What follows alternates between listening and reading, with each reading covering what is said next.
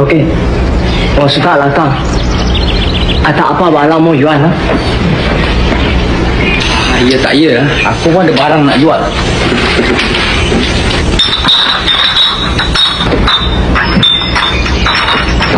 Apek, ini semua berapa ringgit? Oh.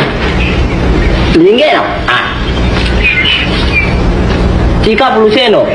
Mana boleh 30 sen? Lu gila, gua beli satu keping 15 sen.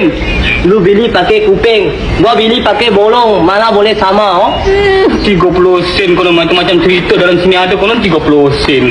Gua beli bukan mau baca cerita. Okey. Ini berapa sen? Oh.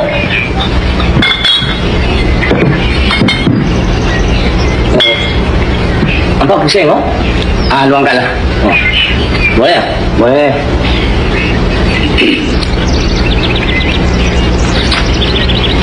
Okey. Lu kalau mau baca cerita, lu angkat simpan oh? Lu mau pulang. Lu bacalah. Tapi lu kasih buat 30 sen sudahlah. Oh, boleh ha?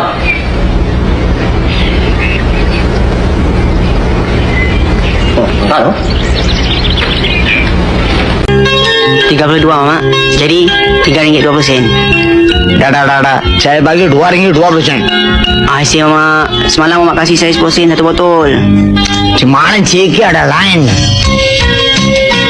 Tengok, ini macam kotornya. Ini macam air botol. Siapa mau? RM2.50. Tak. RM2.20 juga. 10 sen kasih lebih lah Mak. Tak. RM2.30 boleh Mak? RM2.20. Mama mau ke tak mau? Tak mau tak apa. Saya boleh jual kat Tan. Dia boleh beli lebih kat saya.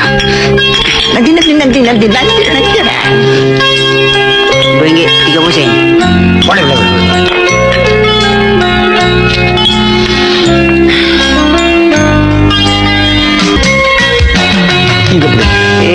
RM2.30 Mak. Ni RM2.20 je ni. 10 sen lagi mana? Boleh. Cepat. Paper ada. Besok angka mari. Saya mau jual sama Tan Mama. Mama punya harga. Nasi lemak pun tak boleh beli.